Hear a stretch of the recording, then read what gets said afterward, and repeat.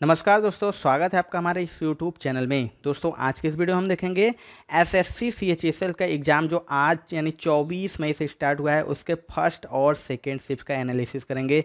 सारे के सारे क्वेश्चन रियल क्वेश्चन है दोस्तों, आपके द्वारा भेजा गया सारा का सारा क्वेश्चन है। तो आपको अगर आज की वीडियो पसंद है दोस्तों तो एक लाइक ज़रूर कर दीजिएगा। चैनल पे हमारे नए हैं तो चैनल को बेल बटन दबा के हमारे चैनल के साथ जुड़ जाएं। तो चलिए दोस्तों शुरू करते हैं आज की फर्स्ट और सेकंड शिफ्ट में पूछे गए सारे के सारे रियल क्वेश्चन। तो जो हमारा सबसे पहला क्वेश्चन पूछा था दोस्तों, ट्रेन टू पाकिस्तान नामक पुस्तक के लेखक कौन हैं? तो आपको बता दें कि ट्रेन टू पाकिस्तान नामक पुस्तक के लेखक खुशवंत सिन्हा हैं। अगला क्वेश्चन ने पूछा था दोस्तों, लज्जा नामक पुस्तक के लेखक कौन हैं? तो बता दें कि तस्लीमा नसरीन, जो कि एक बांग्ला लेखिका और भूतपूर्व चिकित्सक है, उन्होंने ही लज्जा नामक पुस्तक की लेखिका हैं। अगला क्वेश्चन पूछा था दोस्तों कि आवर्त सारणी में परमाणु क्रमांक 3 किसका होता है? तो आपको बता दें कि लिथियम का परमाणु क्रमांक 3 होता है। अगला क्वेश्चन जो पूछा था, राज्यपाल की शक्तियां किस अनुच्छेद में निहित है? तो यह अनुच्छेद 151/2 में निहित है। अगला क्वेश्चन देख लेते हैं। तो हमारा जो अगला क्वेश्चन आज का पूछा था, हॉकी के मैदान का क्षेत्रफल कितना होता है? तो दोस्तों आपको बता दें 91.40 मीटर इंटू 55 मीटर। आपको ऐसे भी बता देता हूँ कि मैदान की जो लंबाई होती है वो अगर यार्ड में पूछे तो 100 इंटू 60 यार्ड के आयताकार क्षेत्र का होता है। और इसमें जो गोल पोस्ट की ऊंचाई होती है वो 2.14 मीटर से होता है लगभग 7 फीट का। और इसकी जो चौड़ाई होती है वो 3.66 मीटर यानी लगभग 12 फीट होती है। अगला क्वेश्चन है, निम्नलिखित में से फरवरी 2022 में राष्ट्रीय शैक्षिक अनुसंधान और प्रशिक्षण परिषद के निदेशक के रूप में किसे नियुक्त किया गया? नहीं यानी NCERT। तो इसका जो आंसर हो जाएगा दिनेश प्रसाद सकलानी को। अगला जो क्वेश्चन है दोस्तों, भारतीय संगीतकारों में सभी नागरिक पुरस्कार किसे मिला है? तो आपको बता दें जो उस्ताद बिस्मिल्लाह खां यानी शहनाई वादक हैं, इन्हें भारतीय संगीतकार है जिन्हें सारे पुरस्कार मिले हैं। तो कौन कौन से दोस्तों बता दें, 1980 में इनको पद्म विभूषण मिला था, 1961 में पद्मश्री मिला था, 1968 में पद्म विभूषण और 2001 में भारत रत्न से सम्मानित किया गया है।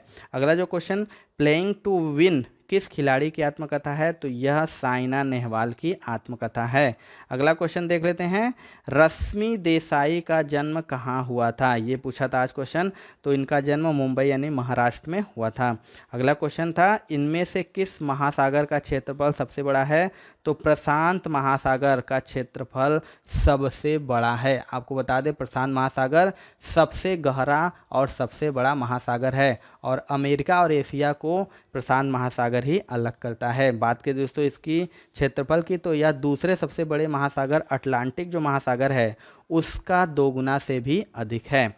अगला क्वेश्चन है, ट्रांसजेंडर नर्तकी नटराजन को किस नृत्य के लिए पद्मश्री मिला था? तो इसका राइट आंसर हो जाएगा भरतनाट्यम के लिए। ये भारत की पहली ट्रांसजेंडर नर्तकी हैं जिन्हें भरतनाट्यम के लिए पद्मश्री पुरस्कार मिला था। अगला क्वेश्चन है, किसे जनवरी 2021 में एशियाई क्रिकेट परिषद का अध्यक्ष चुना गया था? तो जय शाह को एशियाई क्रिकेट परिषद का अध्यक्ष चुना गया था।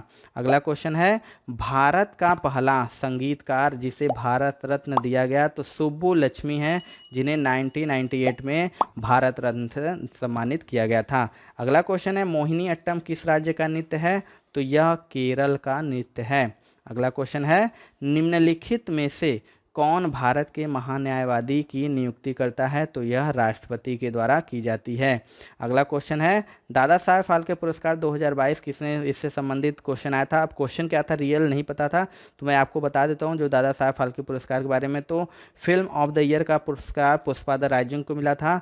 सर्वश्रेष्ठ फिल्म पुरस्कार की बात करें तो शेरशाह को मिला था। और अभिनेता की बात करें दोस्तों तो 83 के लिए रणवीर सिंह को मिला था। और अभिनेत्री का पुरस्कार मिमी नामक फिल्म के लिए कृति सेनन को मिला था।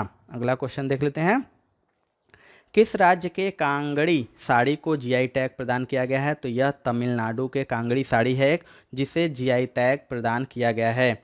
अगला क्वेश्चन है, निम्नलिखित में से चौथा जैन तीर्थंकर कौन है? तो आपको बता दें कि अभिनंदनाथ, जो कि चौथे जैन तीर्थंकर है। अगर पहले की बात करें दोस्तों तो पहला ऋषभ देव हैं, और इसके बारे में अगर 24वें की बात करें दोस्तों तो वर्धमान महावीर 24वें जैन तीर्थंकर हैं। अगला क्वेश्चन, हॉर्नबिल उत्सव भारत के किस राज्य में मनाया जाता है? इसका आंसर हो जाएगा नागालैंड। बता दें कि जो हॉर्नबिल महोत्सव होता है हर साल 1 से 10 दिसंबर तक नागालैंड पूर्वोत्तर भारत में आयोजित किया जाता है। अगला क्वेश्चन है, निम्नलिखित में से कौन हरियाणा राज्य का राज्यपाल है? तो यह बंडारू दत्तात्रेय हैं। अगला क्वेश्चन है, फुटबॉल मैच में दुर्व्यवहार करने पर खिलाड़ी को कौन सा कार्ड दिखाया जाता है? तो इसे येलो कार्ड दिखाया जाता है। दोस्तों फुटबॉल मैच में 2 येलो कार्ड और रेड कार्ड दोनों दिखाया जाए, उसके बारे में आपको बता देता हूँ। येलो कार्ड रेफरी प्लेयर को सजा के तौर पर उसके गलत व्यवहार के लिए येलो कार्ड दिखाकर मैदान के बाहर भेज सकता है। अगर रेड कार्ड की बात करें दोस्तों तो चेतावनी के बाद भी नहीं संभलने वाले खिलाड़ी को यह कार्ड दिया जाता है, और एक ही खेल में दूसरी बार पीला कार्ड मिलने का मतलब है रेड कार्ड का मिलना, और इसके बाद अगर खिलाड़ी बाहर चला जाता है उसके स्थान पर कोई नहीं आता है। अगला जो क्वेश्चन है, बेदरा का युद्ध कब लड़ा गया था? तो यह 1759 में लड़ा गया था। किसके बीच में? तो डच कंपनी और इंग्लिश कंपनी के बीच बंगाल के संसाधनों की प्राप्ति हेतु हुआ था। इसमें कंपनी नवाब के पक्ष में लड़ी थी, तो डच इसमें हार गए थे और हमेशा के लिए भारत से चले गए थे। अगला क्वेश्चन है, आरडीएक्स का वैज्ञानिक नाम क्या है? तो इसका हो जाएगा साइक्लोट्राइमेथिलाइन टेट्रामाइन। इसको प्लास्टिक एक्सप्लोजर भी कहते हैं। दोस्तों अगर बात करें आरडीएक्स के फुल फॉर्म की तो इसका फुल फॉर्म हो जाएगा रॉयल डेमोलिशन एक्सप्लोजिव। अगला क्वेश्चन है दोस्तों, पानी में घुलनशील विटामिन कौन सा है? तो आपको बता दें कि विटामिन बी और विटामिन सी पानी में घुलनशील हैं, और इसके अलावा बाकी विटामिन वसा में घुलनशील होते हैं। अगला क्वेश्चन है, न्यू डेवलपमेंट बैंक का मुख्यालय कहाँ पर स्थित है? तो यह शंघाई चाइना में स्थित है। स्थापना की बात करें तो 15 जुलाई 2014 को इसकी स्थापना हुई थी। इसके पुराना नाम की बात करें दोस्तों तो ब्रिक्स इसका पुराना नाम था। अगला क्वेश्चन है दोस्तों, अनुच्छेद 100 पूछा था या संशोधन 100, इसमें से क्लियर नहीं है कौन सा क्वेश्चन पूछा था। यह दोनों किससे संबंधित है? तो दोनों मैं आपको बता देता हूं। जो अनुच्छेद 100 है वो सदनों में मतदान, रिक्तियों के होते हुए भी सदनों की कार्य करने की शक्ति और गढ़पूर्ति करता है, और जो 100वां संविधान संशोधन है वो 1 अगस्त 2015 को भारत और बांग्लादेश के बीच हुई भू सीमा संधि के लिए 100वां संशोधन किया गया था। अगला क्वेश्चन देख लेते हैं, नाबार्ड संगठन की स्थापना कब हुई थी? तो इसका राइट आंसर हो जाएगा 12 जुलाई 1982 को। बात करें नाबार्ड के फुल फॉर्म की दोस्तों तो national bank for agriculture and rural development है। अगला क्वेश्चन, ऑस्ट्रेलिया ओपन पुरुष एकल 2022 का खिताब किसने जीता है? तो राफेल नडाल ने पुरुष वर्ग में जीता है। अगर आपसे पूछे कि महिला वर्ग में किसने जीता था तो एशले बार्टी ने जीता था, जिसने ये पुरस्कार जीतने के बाद खेल से संन्यास भी ले लिया था। अगला क्वेश्चन देखते हैं, संसद के दोनों सदनों की संयुक्त बैठक कौन बुलाता है? तो इसका आंसर हो जाएगा राष्ट्रपति संसद के दोनों सदनों की संयुक्त बैठक को बुलाता है। अगला क्वेश्चन, इनमें से कौन सी अरुंधति राय द्वारा लिखित एक पुस्तक है? तो बता दें कि the God of small things जो कि अरुंधति द्वारा लिखित एक पुस्तक है। इसके लिए इन्हें 1997 में मैन बुकर पुरस्कार का भी मिला था, और यह मैन बुकर पुरस्कार जीतने वाली पहली भारतीय महिला थी। अगला क्वेश्चन है, दुधवा राष्ट्रीय उद्यान भारत के किस राज्य में स्थित है? तो आपको बता दें यह उत्तर प्रदेश में स्थित है। अगला क्वेश्चन है, इनमें से कौन सा स्थलीय ग्रह या आंतरिक ग्रह है? इनमें से कौन सा पूछा था कि कौन सा स्थलीय ग्रह है या आंतरिक ग्रह है?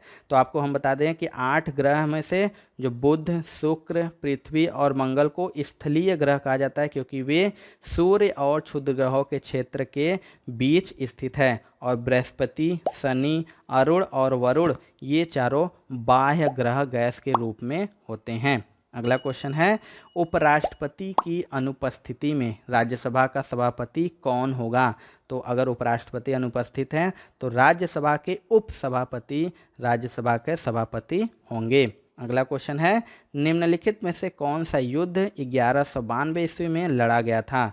तो यह था तराइन का द्वितीय युद्ध। आपको बता दें कि 1192 ईस्वी में राजपूत प्रमुख पृथ्वीराज चौहान और मोहम्मद गोरी के बीच लड़ी गई थी, जिसमें भारत में मुस्लिम शासन की नींव रखी थी। अगला क्वेश्चन है, भारत के प्रत्येक राज्य के महाधिवक्ता की नियुक्ति किसके द्वारा की जाती है? तो इसका आंसर हो जाएगा राज्यपाल।